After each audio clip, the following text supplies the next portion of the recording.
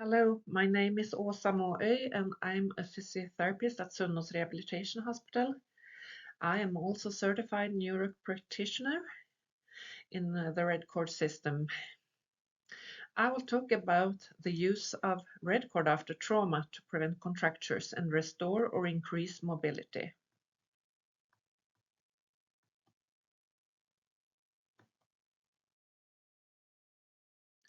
First, the definition of contracture. It's a limitation of joint movement as a result of trauma.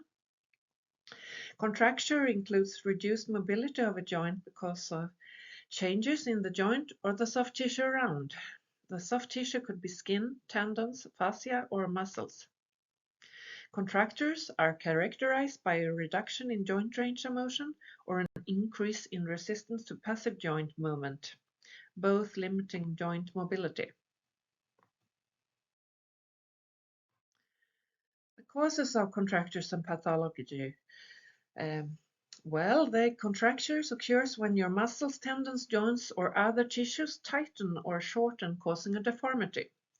Contracture symptoms include pain and loss of movement in the joint.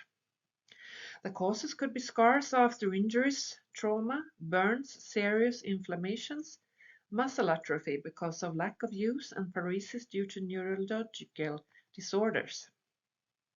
Soft tissue contractures are most often found in people who have experienced soft tissue injuries, such as wounds and/or burns.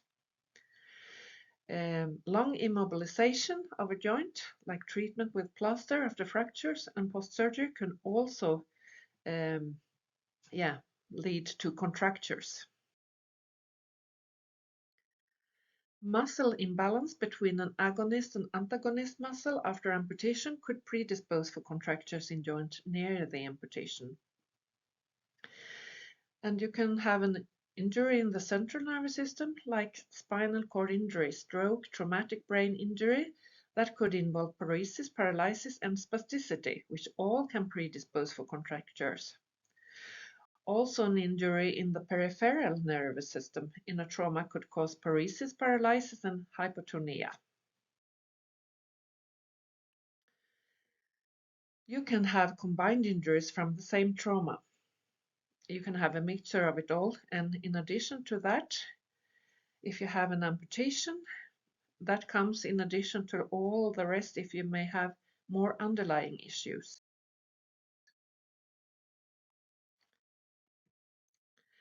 Rehabilitation of multi-trauma patients with amputation. The rehabilitation and training starts shortly after the amputation. It is important to focus on best possible range of motion and to keep strength best possible. Training and exercises are important to prevent contractures. Reduced movement in the shoulder and elbow for arm amputees and hip and knee for leg amputees, and to preserve strength and mobility in the remaining muscles and joints. Contractures can occur because the musculature becomes unbalanced after the amputation. That could make difficulties in prosthesis fitting.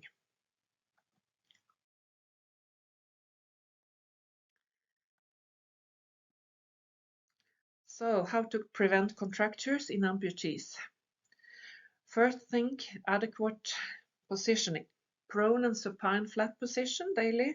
Avoid sitting with bent knee if you are a leg amputee with transtibial amputation. Use an amputation support in the wheelchair. Have to do exercises for mobility and strength and neuromuscular control. And it's important to educate the patient, that the patient gets knowledge and gets instruction how to take care of the amputation and prevent contractures.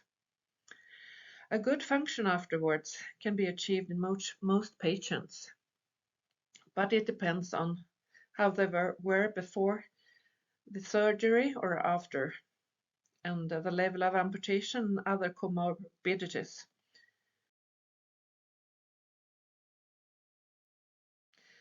Some reflections on prosthesis and function. The energy consumption when walking with the prosthesis is 50% higher with a transfemoral amputation compared to a transtibial amputation. A transtibial prosthesis will be able to help with basic movements even if the patient otherwise does not walk much, while a transfemoral prosthesis will not help with basic movements. A common requirement for starting prosthetic rehabilitation for transfemoral amputees is that they should be able to move independently from supine to sitting, from sitting to wheelchair, from a wheelchair to standing position, on a walkway, etc. Be able to stand with support and would like to be able to limp, but the latter is not a requirement.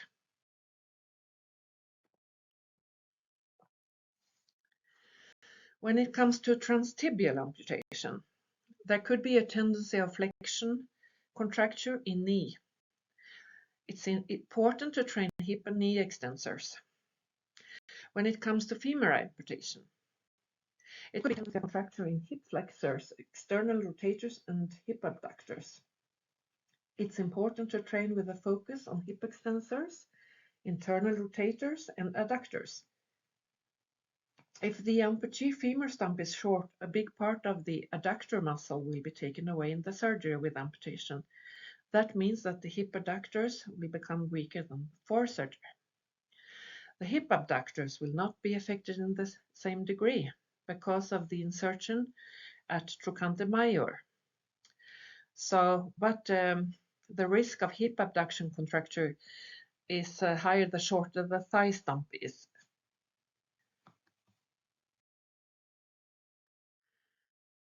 So what is the aim and what should we do?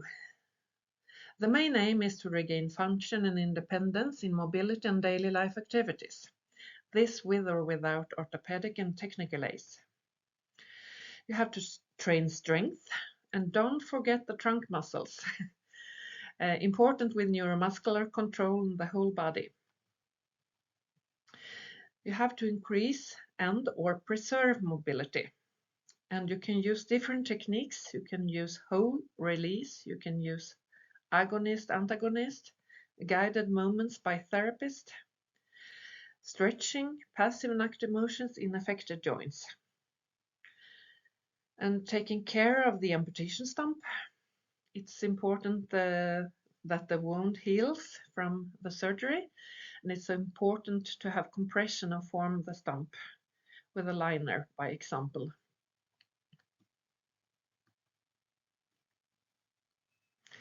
All this because we have to prepare for femur prosthesis or leg prosthesis in future walking, yes. And also the same for arm amputees. Well, we have to look at the red cord treatment then, and you can mix elements from weight relieving sling exercises and the Nevrak concept with weight bearing exercises. Give the patient an adequate challenge in the beginning, then think progression. Try to adjust to give the patient the most painless treatment, and if the patient has pain, maybe pain medication before treatment is a solution.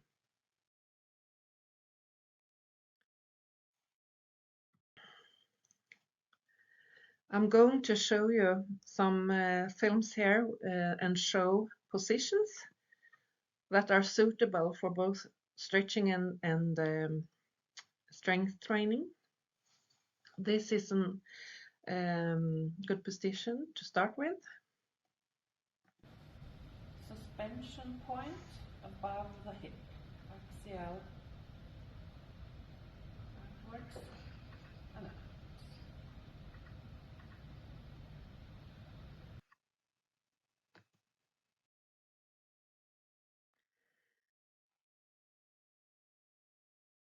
The next one is for femur amputees and the actual suspension point above the hip. Hip abduction, hip abduction. Stretching, or do it guided with or without manual resistance.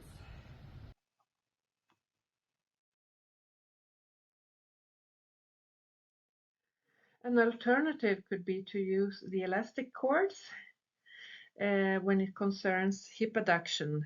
An alternative to manual resistance in supine position could be side-lying position with elastic cords attached to a wide belt around the upper femur and transtibial stump and work downwards and take it slowly back upwards. So using the elastic cords.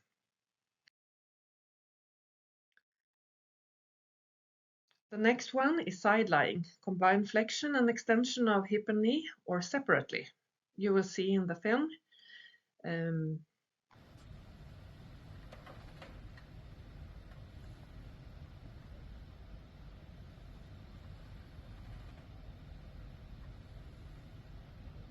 Combined exercise. Now just hip flexion. And now just hip extension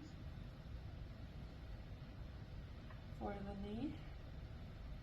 Flexion, extension.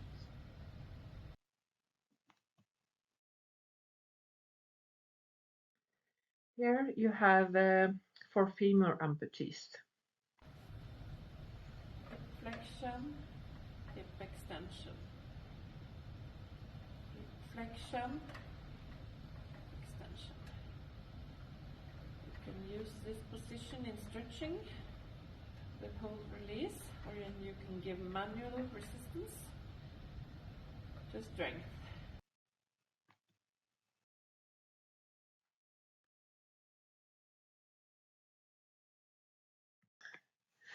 Okay, so we have to look at some arm movements here. And here you have shoulder flexion, shoulder extension, side lying, suspension point above the shoulder.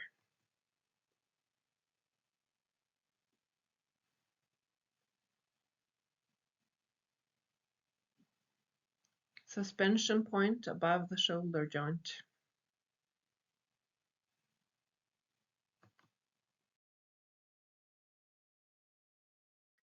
Here's an example if you have an elbow amputee.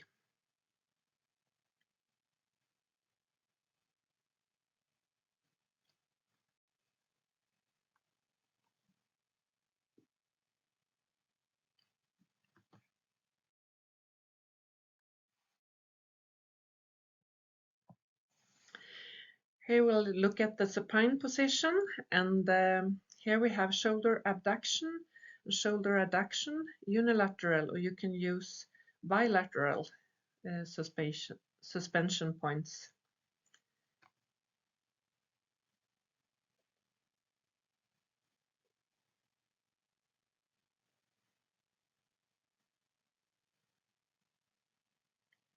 Use it for stretching or give manual resistance or guided. Here is the red cord axis, and you can have a look how the patient can have control of the range of motion by themselves. Red cord axis.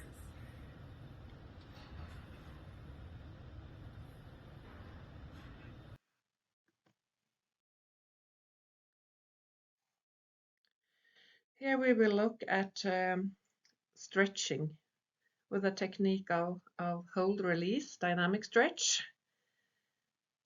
And this is for femur amputees. Activate your abdominals, have a weight bearing position, prone position. Hold, release, activate your abdominals. Hold, release.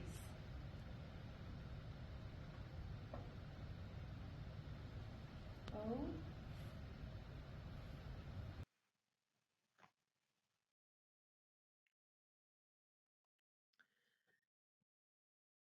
Here is another one, and have a look. hold, release, activate your abdominals. Stretch.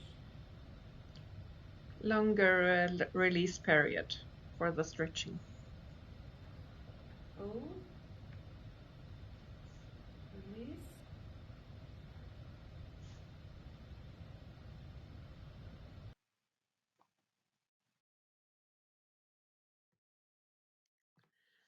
An alternative to strength training in the beginning for hip extension could be you are lying in a supine position, have a wide belt around the femur or transtibial stump. The belt is attached to elastic cord for resistance downwards. Start with elevated stump and press downwards and go back slowly. And you have a neutral suspension point.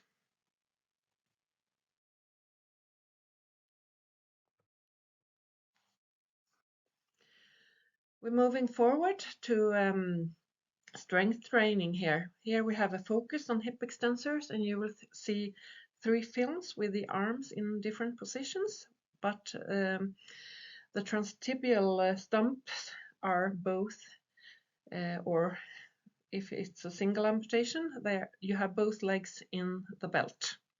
Arms beside the trunk first.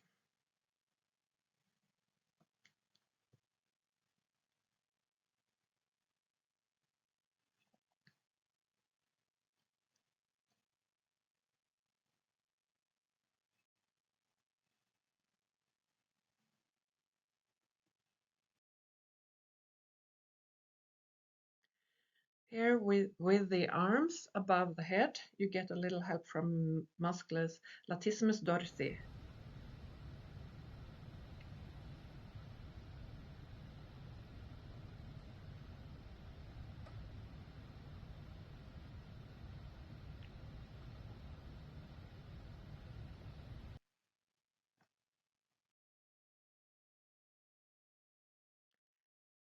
Last one, open chain, free arms. It's more challenging concerning instability.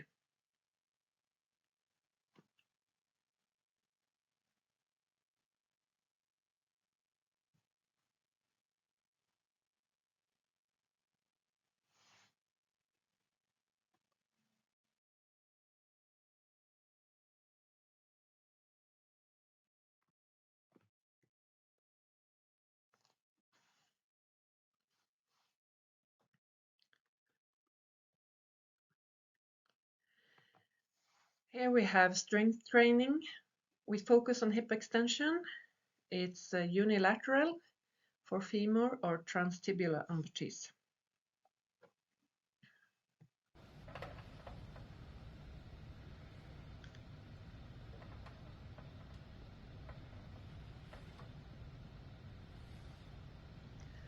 You allow the patient to hold their hands around the bench because the biomechanics and the center of mass is different now when they have an amputation. They can rotate actually around their own axis with no effort. Here we have an example in the Thomas test position with bent leg on the other side. Unilateral focus on the stump.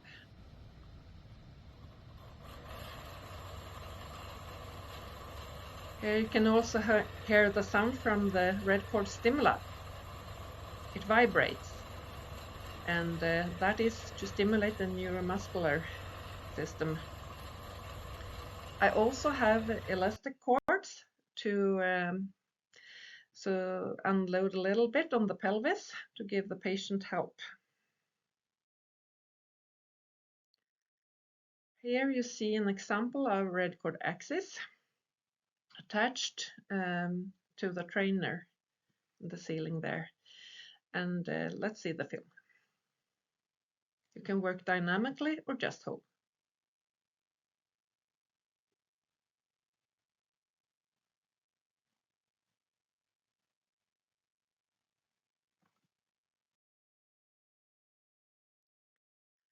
Here's another photo of the red cord axis. A very versatile training tool for exercises with instability in the several axes and repetitive moments. It's more challenging than just fixed ropes. Another slide here, or film. We have the strength training. Here the focus is on abdominals and hip flexors. It's a plank with crunching, transtibial amputee, and it's bilateral weight bearing, both legs in the same belt.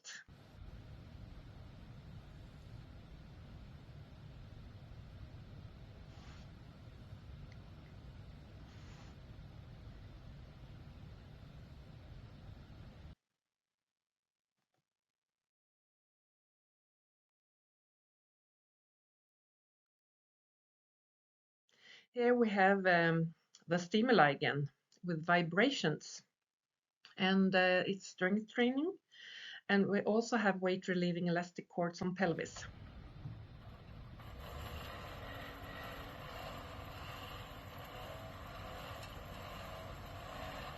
Here the focus is to hold the plank,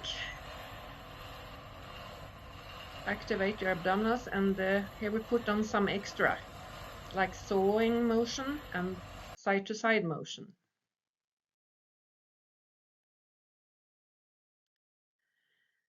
This one concerning strength training.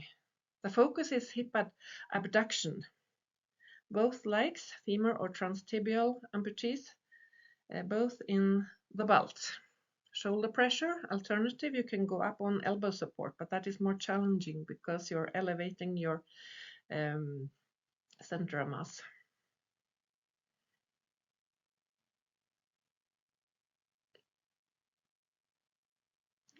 Allow the patients to use their arms to lie in position.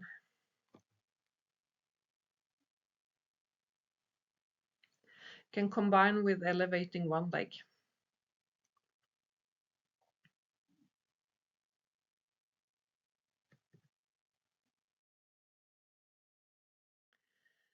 I show you now one example of how to affect the trunk mobility.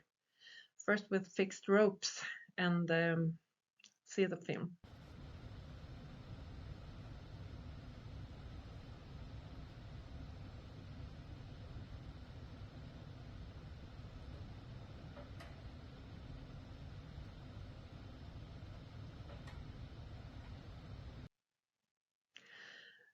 And if you want a rotation of the trunk, you can use the red cord axis,